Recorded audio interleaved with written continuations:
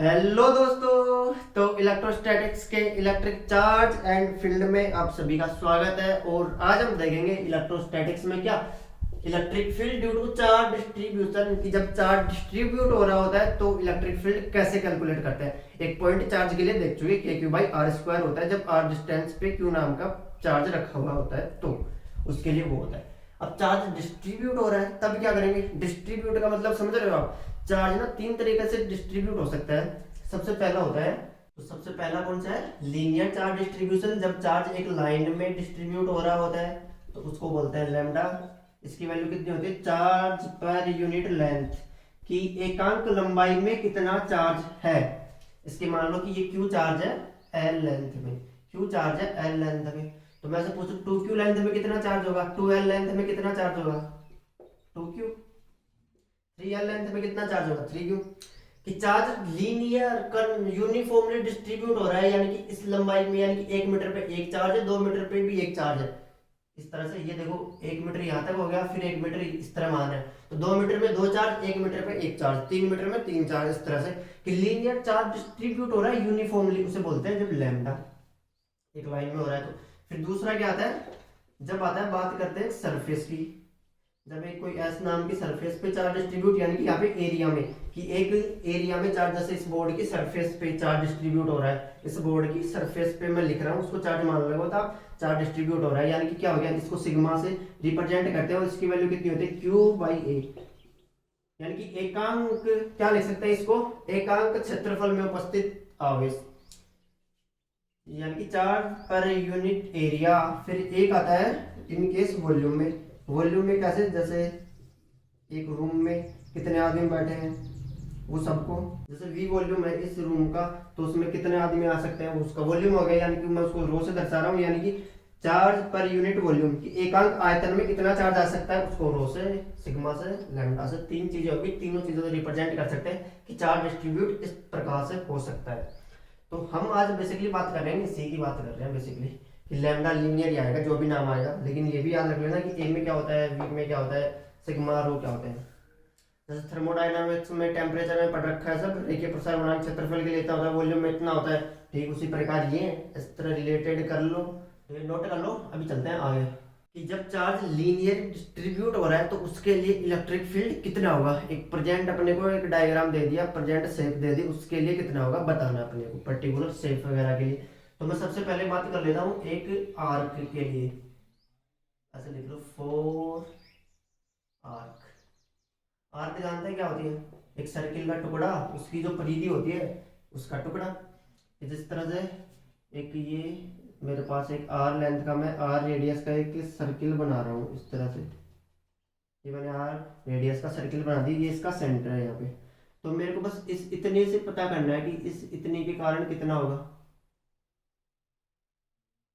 इतना कर लो चलो, थोड़ा बड़ा साफ समझ में आएगा। देखो इस पूरे का वैल्यू कितनी है, थीटा दे रखी है कि थीटा एंगल की चाप है मेरे पास कोई जी, इस पे प्लस चार्ज इस तरह से डिस्ट्रीब्यूट है तो इस पॉइंट पे, कौन से पॉइंट पे, सेंटर पे कितना इलेक्ट्रिक फील्ड होगा वो पता करना है मेरे को। तो मैं इस तरह से एक लाइन ड्रॉ कर लेता हूँ, यहाँ से समझने में आसानी होगी, कुछ समझाएंगे वो। और इसका पूरा थीटा कितना दे रखा है, ये दे रखा है थीटा, थीटा दे रखा है। ये आर्क की जो लेंथ है ना वो थीटा दे रखी है मेरे को, कितने थीटा, एक थीटा एंगल की आर्क है। और जो सर्किल है उसका लैम्डा यूनिफॉर्म है, यानी कि उस पे सेम डिस्टेंस पे सेम चार्ज है। 1 मीटर में एक चार्ज है तो 2 मीटर में दो चार्ज होंगे, 3 मीटर में तीन होंगे, इस तरह से यूनिफॉर्मली डिस्ट्रीब्यूट है। और उसकी रेडियस आर मान लो। तो कितना होगा इलेक्ट्रिक फील्ड सेंटर पे पता करना है। तो क्या करें, वही जो अपने को पता है बस वही अप्लाई करते रहता है। तो यहाँ पे एक पॉइंट चार्ज मान लेता हूँ मैं, कुछ ये अलग पेन से दिखाते हैं ना।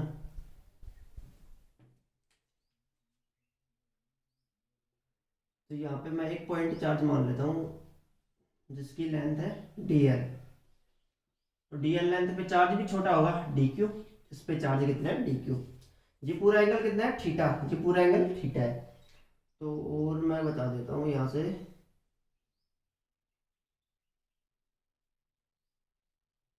कुछ ये इस तरह से मैंने जो ये क्या पॉइंट चार्ज है ना वो सेंटर पे कितना एंगल बना रहा है D theta angle, sorry D alpha angle बना रहा है ये सेंटर पे। डी अल्फा लगा लो, कंफ्यूजन न हो। तो ये डी अल्फा एंगल बना रहा है कितना, कि ये डी क्यू है ना, ये डी एल लेंथ की जो चाप है उसका एंगल कितना है, थीटा, सॉरी डी अल्फा। जिस तरह से मेरे पास एल लेंथ की चाप थी, इसकी पूरी जो ये आर्क है मेरे पास, इसकी लेंथ कितनी है एल और एंगल कितना है थीटा। तो ठीक उसी प्रकार मैं डी एल लेंथ की ले रहा हूं और उसका एंगल मैंने मान लिया डी अल्फा, उसका एंगल मैंने क्या मान लिया, डी अल्फा। और ये जो है ये हॉरिजॉन्टल से कितने अल्फा एंगल पे ही है, सॉरी वर्टिकल से कितने अल्फा एंगल पे ही है। ये आया कुछ समझ में, समझने लायक तो कुछ बताया नहीं अभी तो। क्यों, क्योंकि पॉइंट चार्ज के लिए मेरे पास फॉर्मूला वैलिड है। अब ये एक पॉइंट चार्ज हो गया, इसकी डिस्टेंस कितनी होगी यहां से यहां तक, रेडियस आर, पता चल गया। तो जो इसके कारण जो इलेक्ट्रिक फील्ड मिलेगा मेरे को, मैं उसकी वैल्यू निकाल सकता हूं यहां से। अब देखो जो इलेक्ट्रिक फील्ड कुछ होगा वो इसके कारण, इस पॉइंट के कारण कुछ इस तरह से होगा। इस पॉइंट के लिए पॉजिटिव है तो दूर की ओर ही होगा ना, पॉजिटिव है तो दूर, ये मान लिया मैंने डी।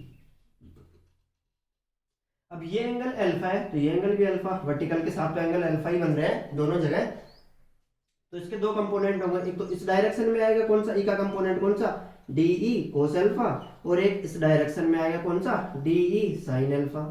ये होगा जो अल्फा प्यारा है वो कोस अल्फा, जो 90 माइनस अल्फा प्यारा साइन अल्फा। इसी तरह तोड़ते हैं दो कंपोनेंट किसी भी वेक्टर के। ठीक है, इतना समझ में आ गया। अब अपन इस पूरी को ऐड करेंगे इस तरह से, इसमें डी क्यू नाम के डीएल लेंथ के जितने भी पॉइंट चार्ज लेंगे ना, उन सब का जो कंपोनेंट ऐड करेंगे ना अपन, तो ये डी ई साइन अल्फा वाला कैंसिल हो जाता है। कैसे, देखो एक पॉइंट चार्ज मैंने ये माना, अब मैं उसी तरह एक पॉइंट चार्ज ये मान लेता हूँ। ठीक उसी तरह समझने के लिए पॉइंट चार्ज मैंने ये माना, तो उसके कारण जो इलेक्ट्रिक फील्ड होगा वो कुछ इस तरह से होगा। इस पॉइंट चार्ज के कारण जो इलेक्ट्रिक फील्ड होगा कुछ इस तरह से होगा डी। जब ये वाला एंगल अल्फा है तो ये वाला एंगल कितना होगा, अल्फा, हॉरिजॉन्टल से, सॉरी वर्टिकल से अल्फा एंगल यहाँ पे है तो यहाँ पे भी अल्फा ही एंगल होगा। तो इसके भी दो कंपोनेंट आएंगे, कौन सा, एक तो कोस में आएगा डी ई कोस अल्फा आ जाएगा इधर, कौन सा डी ई कोस अल्फा, और लेकिन एक इधर आ जाएगा कौन सा, डी ई साइन अल्फा आ गया। यानी कि इसके जो एक्स डायरेक्शन में जो कंपोनेंट आ रहे हैं ना वो तो एक दूसरे को कैंसिल आउट कर देंगे, यानी कि नेट क्या बचेगा, कोस अल्फा, जो कि वर्टिकली होगा। पता चल रहा है, जो कि वर्टिकली होगा। तो इस तरह से आप ये याद रखो कि जो net electric field D E होगा मेरे पास, जो ई नेट होगा, ई नेट वो क्या मिलेगा, D E cos alpha, D E cos alpha. ये यहाँ से कंक्लूजन निकल गया इतनी रामायण का। तो ये कुछ इस तरह से डी के दो कंपोनेंट हो गए, तो साइन अल्फा, और ये वाला एंगल जब अल्फा है ये एंगल तो ये भी अल्फा होगा, और ये डी ई कोस अल्फा। ठीक बात है, पता चलेगा इतना। तो जो ई नेट है मेरे को डी ई कोस अल्फा, बस ये पता करना है, और मैं इन सब का इंटीग्रेट कर दूंगा इनको, बस काम हो जाएगा मेरे पास। तो इंटीग्रेट कैसे होगा, यानी कि जो डी ई की वैल्यू आ रही है D E cos alpha, integration करेंगे डी ई का और इसका, तो डी ई का इंटीग्रेशन तो हो जाएगा ई, और इधर क्या होगा, integration of D E cos alpha, जिसमें जो वेरिएबल होगा उनका इंटीग्रेशन कर लेंगे अभी, जो कि एक्सिस ऑफ रिंग वाले में किया था, सेम उसी तरह कर रहे हैं कुछ। अब यहाँ पे देखो डी ई की वैल्यू क्या आ जाएगी मेरे पास, डी ई क्या होता है, के क्यू अपॉन आर स्क्वायर, तो के तो के आगे कॉन्स्टेंट होता है, क्यू यहाँ पे क्या है, डी क्यू लिख दिया मैंने, आर स्क्वायर यानी कि इसकी पॉइंट से डिस्टेंस कितनी है, इस पॉइंट चार्ज से इसकी डिस्टेंस आर, रेडियस के बराबर ही तो होगी, तो d k d q upon r square, ये आ गई डी ई की value.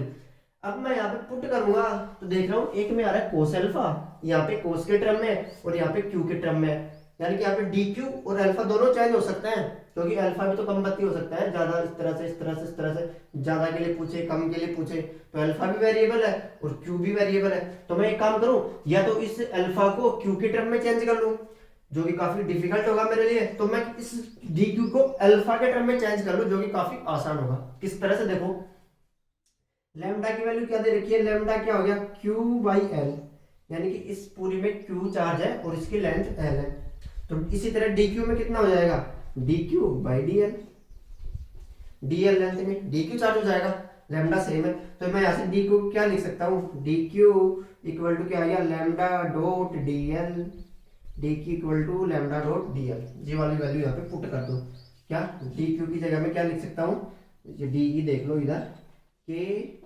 Lambda dot D l upon r square, ये आ गया। अभी भी अल्फा तो आया ही नहीं, अल्फा के टर्म में ला रहा था। अब मैं अल्फा को क्या लिख सकता हूँ, यहाँ से देखो ये वाला एंगल कितना बताया था मैंने, डी अल्फा यहाँ पे लिखा था। ये वाला एंगल कितना था, डी अल्फा, जो कि एक पॉइंट चार्ज कितना एंगल बना रहा था, डी अल्फा। यही तो था वो डी अल्फा, इतना सा एंगल। तो कोण बराबर क्या होता है, चाप बटे त्रिज्या। एंगल इक्वल टू क्या होता है, आर्क अपॉन रेडियस। तो यानी कि डी अल्फा क्या लिख सकता हूँ मैं, आर्क कितनी है डी एल, और रेडियस कितनी है आर।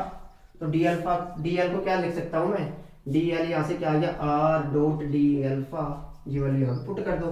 तो यानी कि डी ही क्या आ गया, k lambda R D alpha upon r square. ये आ गया क्या, डी की वैल्यू ये आ गई बस। अब तो हो जाएगा सब काम। तो इसको नोट कर लो यहाँ तक एक बार। तो जब इसका इंटीग्रेट करेंगे तो ई क्या मिलेगा, डी की वैल्यू ये पुट कर दो, क्या, K alpha, K lambda R D alpha upon क्या, आर स्क्वायर, और ये D cos alpha, sorry cos alpha ही तो है, और ये डी अल्फा। तो आर स्क्वायर से एक आर कैंसिल हो गया। तो यानी कि ई इक्वल टू क्या आ गया मेरे पास, इंटीग्रेशन था कुछ ऐसे। अब इंटीग्रेशन में जो कांस्टेंट है उसको बाहर ले लेते हैं, जो वेरिएबल है उसी को इंटीग्रेट करते हैं। तो यहाँ पे के भी कांस्टेंट है, लैम्डा भी कांस्टेंट है, और रेडियस भी कांस्टेंट है। के लैम्डा और आर तो चेंज नहीं होंगे कभी भी, एक सर्किल का यूनिफॉर्मली डिस्ट्रीब्यूट है। तो फिर यहाँ पे क्या बचता है मेरे पास, कोस अल्फा डी अल्फा, यानी कि मेरे पास अल्फा का इंटीग्रेशन करना है बस, किसके टर्म में, डी अल्फा के टर्म में हो जाएगा इंटीग्रेट, सेम का सेम के रेस्पेक्ट में काम बन जाएगा यहाँ से। तो यहाँ से अल्फा देखो कितना चेंज हो सकता है। अब देखो अल्फा, अल्फा समझने के लिए मैं इस सबको मिटा देता हूँ एक बार। जैसे ये एक क्या है सर्किल, इसकी मैं इतनी आर्क ले रहा हूँ, ये छोटी आर्क है जो कि थीटा एंगल है। ये वाला एंगल कितना है मेरे पास, पूरा एंगल कितना है थीटा, और इस तरह से ये मैंने यहाँ पे डी क्यू माना था कुछ इस तरह से, डी क्यू, और उसका ये वाला एंगल कितना था अल्फा। तो अब ये अल्फा देखो मैक्सिमम कहां तक जा सकता है, इसको मिटा दो एक बार, इसको भूल जाओ आप। तो ये अल्फा देखो कितना जा सकता है, एक बार तो जा सकता है इधर, ये सुई यहाँ से रोटेट होकर कुछ ऐसे आएगी, फिर एक बार ये ऐसे रोटेट होकर इधर आएगी, यानी कि कहां तक, एक बार तो ये एक को माइनस थीटा मान लेते हैं, एक को प्लस थीटा मान लेते हैं, 2 प्लस थीटा, यानी कि इधर माइनस इधर प्लस, माइनस प्लस, इतना ही चेंज हो सकता है। हाँ मैं यहाँ से लेता तो 0 से 2 पाई तक चेंज हो सकती थी पूरे वर्त के लिए, सर्किल के लिए, लेकिन मैंने तो यहाँ से माना है ना ये थीटा ये अल्फा, तो उस केस में माइनस थीटा तो प्लस थीटा इतना चेंज हो सकता है बस। अब ये देखो थीटा बाई 2, ये थीटा है पूरा, ये वाला एंगल यहाँ से थीटा है, तो ये कितना हो गया थीटा बाई 2 हाफ, तो यहाँ से minus theta by 2 plus theta by 2, sorry गलती हो गई थी, वो थीटा था वहां पे, 2 थीटा होता तो थीटा से प्लस 2 थीटा हो जाता, लेकिन यहाँ पे थीटा बाई 2 से माइनस थीटा बाई 2 से प्लस थीटा बाई 2। कई बुक्स में लिखा होता है, कई टीचर्स भी ऐसे ही करवाते हैं, यहाँ पे 2 थीटा ले लेते हैं, तो यहाँ पे थीटा चेंज होगा प्लस थीटा से माइनस थीटा। कोई अल्फा ले लेता है, उसको थीटा उस तरह से चेंज करते रहते हैं। तो आप फॉर्मूला याद करो तो उसमें ये देखा करो कि मैंने कौन सी चीज को क्या कंसिडर कर रखा है, उसमें कंफ्यूजन नहीं होगा। तो यहाँ से माइनस थीटा से प्लस थीटा बाई 2 तक ये चेंज हो सकता है। तो ये कर दो कितना, थीटा बाई 2 से minus theta by 2 plus theta by 2 से माइनस थीटा बाई 2। तो कोस अल्फा का कितना होता है, इंटीग्रेट करते हैं तो के लैम्डा बाई आर, और कोस अल्फा का कितना आता है, कोस अल्फा करता है तो साइन अल्फा, यही तो होता है, कोस अल्फा का इंटीग्रेट करते हैं तो साइन अल्फा, और ये कहां से कहां तक, थीटा बाई 2 से माइनस थीटा बाई 2। यहाँ से एक बार देखो E इक्वल टू के लैम्डा बाई आर, एक बार तो अल्फा की जगह थीटा बाई 2, एक बार माइनस थीटा बाई 2, यानी कि एक बार तो क्या हो गया साइन थीटा बाई 2, फिर बीच में इंटीग्रेशन के लिए माइनस का सिंबल आता, माइनस का सिंबल आएगा, और यहाँ पे कितना साइन माइनस थीटा बाई 2, यही कर रहे हैं। और साइन माइनस थीटा क्या होता है, साइन माइनस थीटा, माइनस में साइन थीटा हो जाता है, साइन माइनस में थीटा माइनस साइन थीटा। तो मैं इसको यहाँ से माइनस हटा के यहाँ पे बाहर माइनस ले आऊंगा, तो ये माइनस माइनस प्लस, यहाँ पे माइनस था, यहाँ से माइनस बाहर आ गया, माइनस माइनस प्लस हो गया। तो ई की वैल्यू क्या आ गई, 2 के लैम्डा बाई आर और साइन थीटा बाई 2, ये आ गई ई की वैल्यू। तो ये निकल गया है जनरल फॉर्मूला, जो कि काफी इंपॉर्टेंट है आपके लिए, क्या 2 k lambda by r sine theta by 2। देखो इस सबको मिटा के बढ़िया चीज बताते हैं अभी। तो यहाँ पे जो मेरे पास फॉर्मूला निकल के आया था वो E इक्वल टू क्या आया था, 4R equal to 2 k lambda by are और साइन थीटा बाई 2। इसका मतलब समझ रहे हैं आप कुछ, क्या थीटा क्या है यहाँ पे, जैसे मैंने अभी तो ये लिया था थीटा, कौन सा, ये वाला, इस सर्किल का एक चाप था ये पूरी, ये वाला एंगल मैंने थीटा लिया था। अब मैं पूछ रहा हूँ कि आपको दे दिया मैंने, केस फर्स्ट बता रहा हूँ मैं, फॉर सेमी सर्किल, उसके लिए क्या हो जाएगा, सेमी सर्किल के लिए, तो जब सेमी सर्किल होगा तो ये थीटा कितना हो जाएगा 180, थीटा इस तरह से हो जाएगा ना सेमी सर्किल के लिए 180, तो थीटा 180 की वैल्यू यहाँ पे पुट करोगे तो यह क्या हो जाएगा 2k लैम्डा बाई आर, और साइन 180 बाई 2 यानी कि साइन 180 बाई 2, साइन 180 बाई 2 कितना होता है साइन 90, और साइन 90 की वैल्यू कितनी होती है 2k लैम्डा बाई आर। एक सेमी सर्किल के लिए उसके सेंटर पे जो चार्ज डिस्ट्रीब्यूट हो रहा है उसके लिए electric field 2k lambda by r होता है। तो यानी कि जितना एंगल है बस उसका आधा पुट करना है यहाँ पे बस। कई बार यहाँ पे थीटा भी लिखा होता है क्योंकि वहां पे टीचर्स ने 2 थीटा कंसीडर किया होता है इस तरह से। अब कई बार लैम्डा नहीं दे रखा होता है अपने को, तो क्या करते हैं क्वेश्चन छोड़ देते हैं, है ना। जब लैम्डा क्या लिख सकता हूँ मैं, क्यू बाई एल लिख सकता हूँ ना, तो लैम्डा की टर्म में भी चेंज कर सकता हूँ इस क्वेश्चन को। लैम्डा को निकाल दो, क्यू की वैल्यू लैम्डा की जगह क्यू बाई एल पुट कर दो, काम हो जाएगा। फिर ये था सेमी सर्किल के लिए। फिर मैं कह रहा हूँ कि एक पूरक यानी कि सर्किल के लिए, जब एक मेरे पास सर्किल है, कंप्लीट सर्किल है, उसके लिए कितना हो जाएगा, जब कंप्लीट सर्किल के लिए करूंगा तो मैं E इक्वल टू क्या हो गया 2k लैम्डा और साइन 360 बाई 2, इतना ही तो हो गया भाई यार। उसका आधा तो बनना है, 360 का एंगल होता है कंप्लीट सर्किल के लिए, तो उसका आधा 180, और साइन 180 कितना होता है 0, तो E क्या होता है 0, E क्या आ गया 0। एक सर्किल के लिए, एक सर्किल के लिए उसके सेंटर पे नेट इलेक्ट्रिक फील्ड 0 होता है।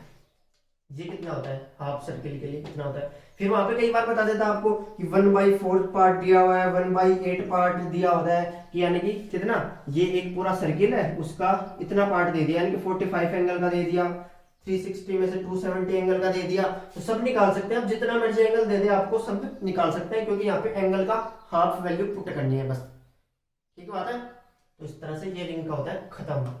अब दूसरा देखते हैं किसके लिए, for a uniform charge wire के लिए देखते हैं। इतना तुम लिख लो यूनिफॉर्म चार्ज वायर, वायर मैं लिख देता हूँ, मैं कुछ तो हेल्प कर ही सकता हूँ आपकी वायर के लिए। सबसे पहले देखते हैं उसके एक्सिस पे, इस तरह से।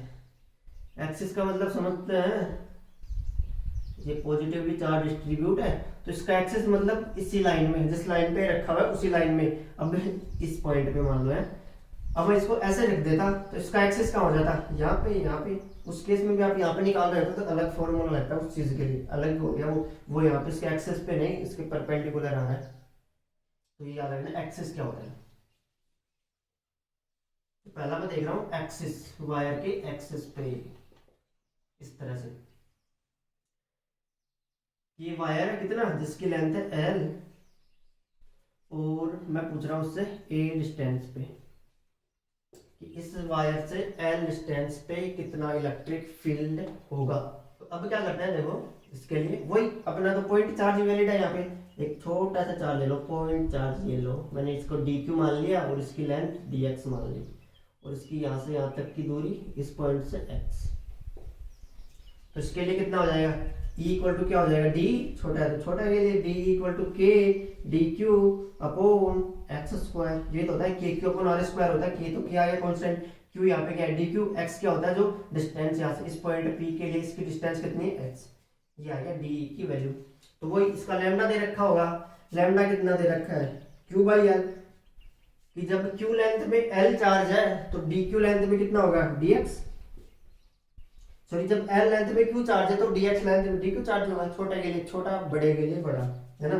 तो यहाँ पे d को क्या लिख सकता हूँ मैं, लैम्डा डॉट dx, ये वाली वैल्यू यहाँ पे पुट कर देता हूँ मैं, तो ये क्या आ गया k lambda dot dx upon x square, ये आ गया d की वैल्यू। तो E नेट क्या होगा, E क्या होगा, मेरे को E टोटल निकाला, वो इंटीग्रेशन ऑफ D, क्योंकि यहाँ पे डायरेक्शन तो कुछ है ही नहीं, पर ये पॉजिटिव इसके लिए भी इधर होगा, इस चार्ज के लिए भी इधर होगा, इस पॉइंट चार्ज के लिए भी इधर होगा, इस पॉइंट चार्ज के लिए भी इधर ही होगा, पॉजिटिव नेगेटिव तो है नहीं है। तो ई नेट क्या होगा, इंटीग्रेट ऑफ डी, इंटीग्रेशन कर दो डी का, तो यानी कि इंटीग्रेशन में क्या करना है, के lambda D x upon x square. तो इस सिंबल से बाहर निकल जाएगा, जो कि कांस्टेंट होता है, जो वेरिएबल नहीं होता। यहाँ पे वेरिएबल क्या कहने, के लैम्डा दोनों ही कांस्टेंट है। और यहाँ पे वेरिएबल क्या हो गया, x square dot D x, x 1/x² था तो माइनस में ऊपर चला गया तो माइनस हो गया, ये वेरिएबल है। और ये x कहाँ से कहाँ तक चेंज हो सकता है, आप देख रहे हो कि x की मिनिमम वैल्यू तो हो सकती है a, इस पॉइंट चार्ज के लिए डिस्टेंस कितना होगा a, और उसकी मैक्सिमम वैल्यू कितनी हो सकती है a प्लस एल, यहाँ से a plus l, minimum to maximum इतना ही चेंज हो सकता है ये x। कर दो इंटीग्रेशन, अब आपको सब पता चल ही गया है तो के लैम्डा, और इसका कितना होता है 1/x माइनस 1/x हो जाएगा इसका, और a प्लस एल, ये कैसे होगा माइनस 10 है, इसमें करेंगे -2 + 1 अपॉन -2 + 1, तो कितना बचेगा x की पावर -1 अपॉन -1, तो इसको क्या लिख सकता हूँ मैं -1 को तो मैंने हटा दिया, -3 मैंने यहाँ पे लिख दिया इस तरह से माइनस, और x की पावर -1 को मैं 1/x लिख सकता हूँ, जो कि मैंने डायरेक्ट यहाँ पे लिख दिया। आगे समझ में इसका इंटीग्रेशन कैसे हुआ। तो एक बार उसकी जगह ये वाली वैल्यू पुट कर दो, यानी कि E = क्या आ गया k लैम्डा, और कितना माइनस में 1 अपॉन a प्लस एल, फिर कितना माइनस का चिन्ह बीच में, और माइनस में क्या a, इस तरह से हो गया, ये माइनस माइनस क्या हो गया प्लस, माइनस माइनस क्या हो गया प्लस, तो यहाँ से E की जो वैल्यू निकल के आती है वो कितना आती है, E की वैल्यू k लैम्डा अपॉन, यहाँ पे क्या कर रहा हूं मैं, इसको a को इधर ले आओ तो क्या हो गया 1/a minus 1/a plus L, ये आ गई E की वैल्यू। तो जो E की वैल्यू आ रही है k lambda 1/a minus 1/a plus A, तो मैं यहाँ पे चलो एक बार इसको नोट कर लो थोड़ा सा, मैं इसको थोड़ा इधर लिख देता हूँ ना भी, तो यहाँ से E क्या हो जाएगा, मैं लैम्डा की जगह क्या लिख सकता हूँ k लैम्डा की जगह q/l लिख सकता हूँ ना, q/l, और 1/a, इसमें मैं a और a प्लस एल क्या आ गया, यहाँ पे एलसीएम आ गया, इसको ऐड करेंगे तो यहाँ पे क्या आ जाएगा a plus L minus a,